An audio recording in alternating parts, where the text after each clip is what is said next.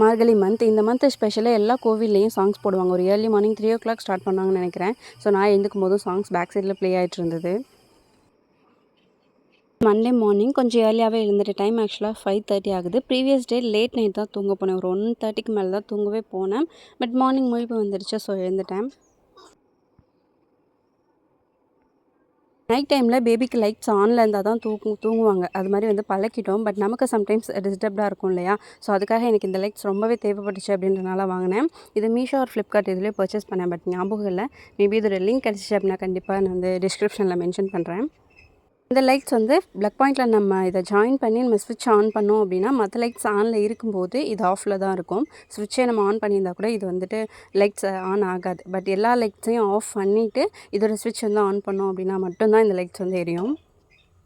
Price ரொம்பவே அஃபோர்டபுளான ரேஞ்சில் தான் இருந்தது. ஒரு 3 months கிட்ட நான் யூஸ் பண்ணிகிட்ருக்கேன். குவாலிட்டி வைஸும் எனக்கு ஓகேவாக இருக்குது. ஸோ கண்டிப்பாக உங்களுக்கு விருப்பம் இருக்குது அப்படின்னா கண்டிப்பாக செக் பண்ணி பாருங்கள். மீல் பிளான் பண்ணி அதை லிஸ்ட்டு எடுத்து வச்சுட்டு எழுதி வச்சுக்கிறது அந்த மாதிரி பழக்கம் இப்போ வரைக்கும் நான் ஃபாலோ பண்ணல. மேபி அதை ஃபாலோ பண்ணால் கண்டிப்பாக யூஸ்ஃபுல்லாக இருக்கும்னு நினைக்கிறேன். பிகாஸ் நான் லேட் நைட் வந்து தூங்கினேன். ஆக்சுவலாக ஹஸ்பண்டோட அண்ணா பசங்க எக்ஸாமுக்காக இங்கே ஸ்டே பண்ணியிருக்காங்க. அவங்களுக்கு சம்ஸ் கொஞ்சம் ரிவிஷன் போயிட்டு இருந்தது. ஸோ அதெல்லாம் சொல்லி கொடுத்துட்டு இருந்தனால எனக்கு எந்த ஐடியாவுமே இல்லை, அப்படியே தூங்கிட்டேன். மார்னிங் கொஞ்சம் பிளைண்டாக தான் கிச்சன் சைடே போனேன். மார்னிங் யூஷுவலாக குக் பண்ணுறதுக்கு முன்னாடி இந்த 1 month ஃபாலோ பண்ணுறது என்னென்னா, ஹஸ்பண்ட்க்கு பிரேக்ஃபாஸ்ட் ரெடி பண்ணி ஆகணும். அதுவும் தனியாக அவங்க வந்து மாலை போட்டிருக்காங்க அப்படின்றனால அவங்களுக்கு ஃபுல்லாக இந்த ப்ரீவியஸ் டே ப்ரிப்பேர் பண்ணது அந்த மாதிரி எதுவுமே கொடுக்க முடியாது. ஃப்ரெஷ்ஷாக மார்னிங் எழுந்துட்டு ப்ரிப்பேர் பண்ணி கொடுக்கணும் இல்லையா? ஸோ அது மார்னிங்கே எழுந்துட்டு அவங்களுக்கு இந்த இன்ஸ்டன்ட் சட்னி, கார சட்னி ரெடி பண்ணி கொடுத்து தோசை ஊற்றி அனுப்பிச்சிட்டு தான் அகைன் வந்து என்னோடய ஒர்க் ஸ்டார்ட் பண்ணுவேன்.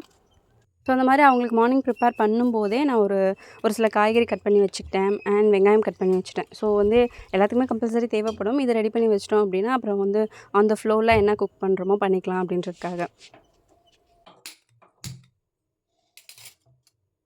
சம்டைம்ஸ் நம்ம யோசிச்சு வச்சாலும் மீல் பிளானிங் பண்ணி வச்சாலுமே ஒரு சில சொதப்பல்ஸ்னால நம்ம வந்து குக்கிங் வந்து அப்படியே சேஞ்ச் பண்ணிப்போம்.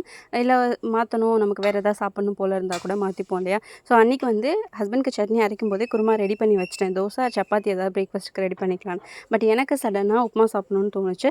ஸோ மற்ற எல்லாருக்கும் குருமா வச்சுட்டு தோசை ஊற்றி கொடுத்துட்டேன். எனக்கு மட்டும் கொஞ்சமாக உப்புமா ரெடி பண்ணிக்கிட்டேன். ஸோ எடுத்து வச்ச இந்த காய்கறி எல்லாமே இன்னும் குட்டி குட்டியாக சாப் பண்ணி உப்புமாக்கு ஏற்ற மாதிரி ரெடி பண்ணிக்கிட்டேன்.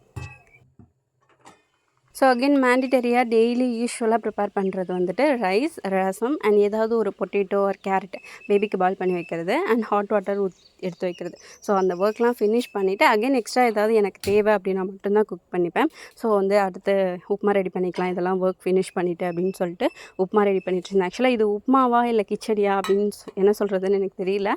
பட் எனக்கு வந்துட்டு இது உப்புமா தான். எக்ஸ்ட்ரா காய்கறி மட்டும் ஆட் பண்ணியிருக்கேன், அவ்வளோதான். இப்போ வரைக்கும் கிச்சடியோட ப்ரொசீஜர் என்ன, எப்படி ப்ரிப்பேர் பண்ணுவாங்க, ட்ரை பண்ணுவோம் அந்த மாதிரி எதுவுமே பண்ணதில்ல. மேபி இதுலேருந்து இன்னும் கொஞ்சம் எக்ஸ்ட்ரா இன்க்ரீடியன்ட்ஸ் ஏதாவது மேபி ஆட் பண்ணி கிச்சடி ரெடி பண்ணுவாங்களா இருக்கும். பட் நான் இது வரைக்கும் ஃபாலோ பண்ணல. இப்போ வரைக்கும் உப்புமாலே வந்துட்டு தேவைப்பட்டுச்சு அப்படின்னா இந்த மாதிரி காய்கறிஸ் ஆட் பண்ணிக்கிறது.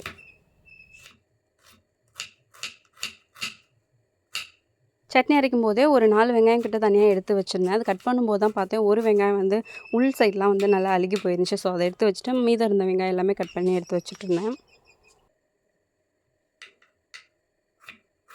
நிறைய டைம் ப்ரிப்பரேஷனாக ஏதாவது பண்ணிக்கலாம். தேங்காய் துருவி வைக்கிறது, புளி கரைச்சி எடுத்து வச்சுக்கிறது, இஞ்சி பூண்டு பேஸ்ட் அரைச்சி வச்சுக்கிறது, இந்த மாதிரி ஒரு சில ஐட்டம்ஸ் வந்து ட்ரை பண்ணியிருக்கேன். பட் நான் மோஸ்ட் ஆஃப் த டைம் அம்மா வீட்டுக்கு இங்கே அப்படின்னு வீக்லி ட்வைஸ் இல்லை மந்த்லி 3 டைம் 4 டைம் கூட போயிட்டு வர்றதால நான் ரெடி பண்ணி வச்சுருக்க ப்ரிப்பரேஷனாக வச்சுருக்க எதையுமே வந்து இங்கே யூஸ் பண்ண மாட்டாங்க. ஆக்சுவலாக அவங்களுக்கு தெரியாது அப்படின்றதுனால அது வேஸ்ட்டாக போயிடும். சம்டைம்ஸ் நானே கூட மறந்துடுவேன். தேங்காய்லாம் அந்த மாதிரி நிறைய டைம் வேஸ்ட் பண்ணியிருக்கோம் அப்படின்றதால.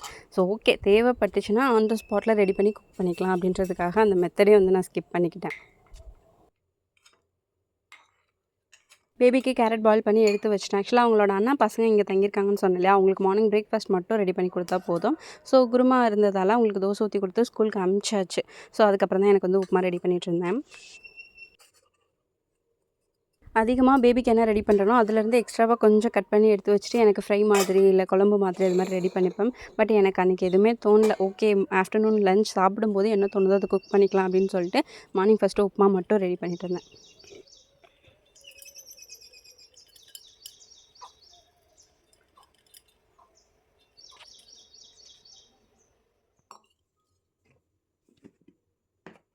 பிளாஸ்டிக்கில் மெஷரிங் ஸ்பூன்ஸ் வந்து 4 கிட்ட இருக்குது. ஒன்று வந்து பெரிய சைஸ் இருக்கும். அது வந்து இட்லி அரிசிக்கு அதில் மெஷரிங் எப்போவுமே அதில் தான் எடுப்பேன் அப்படின்றதுனால ஒன்று வந்து ஃபிக்ஸ்டாக அதிலே வச்சுட்டேன்.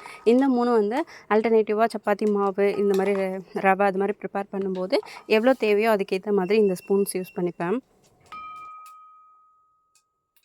ப்ளூ கலர் மெஷரிங் கப்பில் 2% வந்து கண்டிப்பாக சாப்பிட்ற மாதிரி இருக்கும். இதை விட இன்னும் கம்மியாக எடுத்து குக் பண்ணுற அளவுக்கு எனக்கு வராது அப்படின்றதுனால அதில் 1 கப் அளவுக்கு போட்டேன். மேபி ஹஸ்பண்ட் எதுவும் எடுத்துக்கிறாங்க அப்படின்னா கொடுக்கலாம். பட் அவங்க அதிகமாக எடுத்துக்க மாட்டாங்க. சம்டைம்ஸ் இடையில வந்து ஒரு மிட் மார்னிங்கில் ஒரு 11:30 போல் சுகர் வச்சு கூட நான் வந்து ஒரு சில டைம் எடுத்துப்பேன். ஸோ அப்படி சாப்பிட்டுக்கலாம் அப்படின்றதுக்காக 2% வர அளவுக்கு தான் அன்றைக்கி ப்ரிப்பேர் பண்ணியிருந்தேன். ஆஸ் யூஷுவல் கடாயில் எண்ணெய் ஆட் பண்ணிட்டு எண்ணெய் நல்லா காஞ்சதும் கடுகு, உளுத்தம் பருப்பு அண்ட் கடலைப்பருப்பு இல்லைன்றனால நான் அன்றைக்கி ஸ்கிப் பண்ணிட்டேன். கடலைப்பருப்பு கொஞ்சம் எக்ஸஸாக ஆட் பண்ணோம் அப்படின்னா உப்புமா ஒவ்வொரு பைட்லேயும் கடலைப்பருப்பு வந்துச்சு அப்படின்னா எனக்கு சாப்பிட ரொம்ப பிடிக்கும். ஸோ அன்றைக்கி நான் இல்லை அப்படின்றதுனால அதை அப்படியே ஸ்கிப் பண்ணிவிட்டேன். கட் பண்ணியிருக்க வெங்காயம் எல்லாமே ஆட் பண்ணேன். பச்சை மிளகாயும் வெங்காயம் கூடவே ஆட் பண்ணி நல்லா வதக்கிக்கிட்டேன். வெங்காயம் வதங்கும் போதே நான் உப்பு ஆட் பண்ணிக்கிட்டேன். இந்த உப்பு மட்டும் நான் சம்டைம்ஸ் சொதப்பிடுவேன். எக்ஸஸாக மட்டும் போட மாட்டேன். பட் ரொம்ப கம்மியாக போடுவேன்.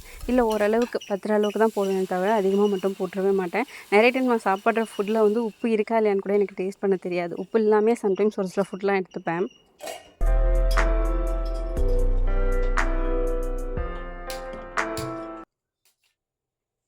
நல்லா வதங்கினதும் கட் பண்ணி வச்சிருந்த காய்கறி எல்லாமே ஆட் பண்ணிட்டு கொஞ்சமாக வாட்டர் ஆட் பண்ணி ஒரு 5 மினிட்ஸ் கிட்ட குக் பண்ண விட்டுட்டேன். இதுக்கு வெஜிடபிள்ஸ் ஃபுல்லாக குக் ஆக தேவையில்லை. ஒரு half of the amount cook ஆனால் போதும். பட் இருந்தாலும் தண்ணி கொஞ்சம் எக்ஸஸாக ஆட் பண்ணிக்கிட்டேன். குக் ஆகும்போது கொஞ்சம் வாட்டர் ட்ரைன் ஆகும் இல்லையா? ஸோ அதுக்காக கொஞ்சம் எக்ஸ்ட்ரா தண்ணி ஆட் பண்ணி ஒரு 5 to 10 மினிட்ஸ் கிட்ட நல்லா கொதிக்க விட்டுட்டேன். தண்ணி நல்லா பாயில் ஆனதும் இப்போ ரவை ஆட் பண்ணி நல்லா மிக்ஸ் பண்ணிக்கலாம். சம்டைம்ஸ் ரவை ஆட் பண்ணிக்கிட்டே வந்து மிக்ஸ் பண்ணணும் அப்படின்னு சொல்லுவாங்க. பட் நான் ஃபுல்லாகவே அப்படியே கொட்டிட்டு மிக்ஸ் பண்ணிகிட்டு இருந்தேன். பார்க்கவே கலர்ஃபுல்லாக சூப்பராக வந்தது. எனக்கு அப்போவே ஆக்சுவலாக சூடாக சாப்பிட்ணும் போல் ஆசையாக இருந்தது.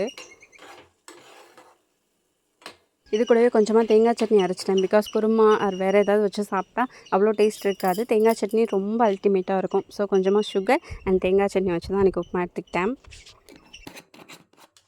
பேபிக்கு கொடுக்குற ஃபுட்டில் டெய்லியும் வந்துட்டு வெரைட்டியாக ஏதாவது டிஃப்ரெண்ட்டாக ட்ரை பண்ணிகிட்டே இருப்போம். கேரட் ரைஸ், தால் ரைஸ், பால் சாதம் இந்த மாதிரி நெய் சாதம் இந்த மாதிரி கொடுத்துட்டே இருந்தாலும் பால் சாதம் தவிர மற்ற எல்லாத்துலேயுமே லைட்டாக ரசம் ஆட் பண்ணால் தான் சாப்பிடுவாங்க. ரசம் ரைஸ் தனியாக வந்து கொடுப்பேன். பட் இருந்தாலும் வேறு ரைஸ் கொடுக்கும்போது கொஞ்சமாக ரசம் மிக்ஸ் பண்ணோம் அப்படின்னா இன்னும் கொஞ்சம் கூடவே சாப்பிடுவாங்க நார்மலாக எடுத்துக்கிறத விட. ஸோ அதனால் மார்னிங் எழுந்ததும் கம்பல்சரி ரசம் வச்சுடுவேன். தேங்காய் சட்னி தாளிச்சா ஒரு டேஸ்ட்டில் இருக்கும். தாளிக்காமல் வெறுமனே எடுத்துக்கிட்டோம் அப்படின்னா அது ஒரு மாதிரி டேஸ்ட்டில் இருக்கும். பட் தாளிச்சிட்டு அந்த கடுகோட ஃப்ளேவர் ஸ்மெல்லோட நம்ம உப்புமா தொட்டு சாப்பிடும்போது இன்னுமே சூப்பராக இருக்கும். என்னதான் உப்புமாக்கும் சட்னி சாம்பார் வச்சு சாப்பிட்டா கூட ஃபைனல் டச்சாக கொஞ்சமாக சுகர் வச்சு சாப்பிட்டோம் அப்படின்னா தான் ரொம்ப ஃபில்லிங்காக இருக்க மாதிரி இருக்கும். என்னதான் உப்புமா அப்படின்னாலே ஒரு 70% கிட்ட ஐயோ உப்புமாவா அப்படின்ற ஒரு ஃபீல் கொடுக்கறது, நம்ம உப்புமா ப்ரிப்பேர் பண்ணாலே அச்சோ இன்றைக்கி உப்புமாவா அப்படின்ற மாதிரி ஒரு ரியாக்ட் கொடுக்கறது இதெல்லாம் இருந்தால் கூட ஹாஸ்டல் டேஸில் ஸ்டே பண்ணியிருக்கும்போது கம்பல்சரி உப்புமா போடுவாங்க. அப்போவே நான் அப்படி தான் ஃபீல் பண்ணியிருக்கேன். பட் இப்போ அதை ரொம்பவே மிஸ் பண்ணுறேன். ஸோ வீடியோட எண்டுக்கு வந்துட்டோம். என்னோட வீடியோஸ் உங்களுக்கு பிடிச்சிருந்துச்சுன்னா please keep watch and supporting me. Next ஒரு இன்ட்ரெஸ்டிங்கான வீடியோவில் பார்க்கலாம். அண்ட் தேங்க்ஸ் ஃபார் வாட்சிங்.